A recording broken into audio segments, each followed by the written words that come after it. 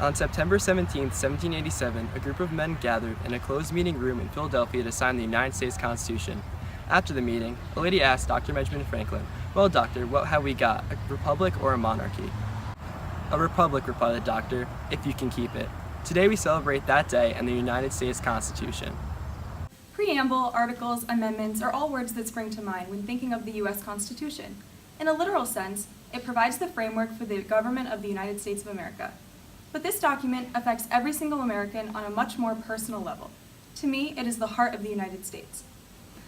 The various editions over the years reflect the ability to adapt to an evolving society. I am so thankful that I live in a country that is able to recognize updated values in its defining document. The Constitution was the pinnacle of human intelligence, history, and political theory up to that point in our collective histories. The framers of the Constitution drew on much more than their own personal experiences when creating the document, as they were heavily influenced by the Greek and Roman civilizations, the Enlightenment thinkers of Europe, and the English civil wars of the 1600s.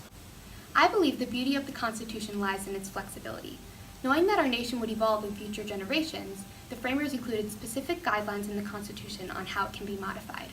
Since its creation, 27 amendments have been passed, which make the Constitution inclusive of all Americans. Notable examples include the 13th Amendment, which abolishes slavery, the 14th Amendment, which grants all people due process and equal protections under the law, and the 19th Amendment, which grants women, like myself, the right to vote. And now, Trumbull High School's We the People team presents to you the preamble of the United States Constitution.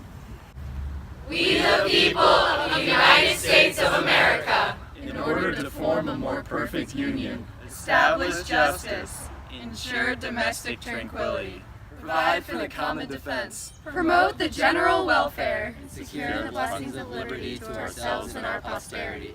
Do ordain and establish this Constitution for the United States of America. I can never attain that all-American first graders dream of becoming the President of the United States. I cannot, for a couple years at least, vote in any elections.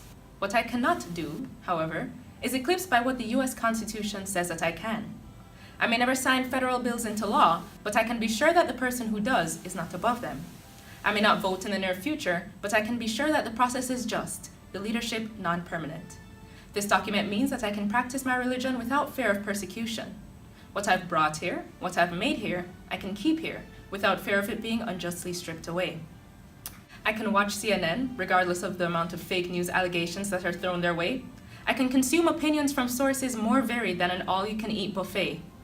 My birthplace won't determine my future. My sex won't determine my future. My Afro-Caribbean heritage won't determine my future.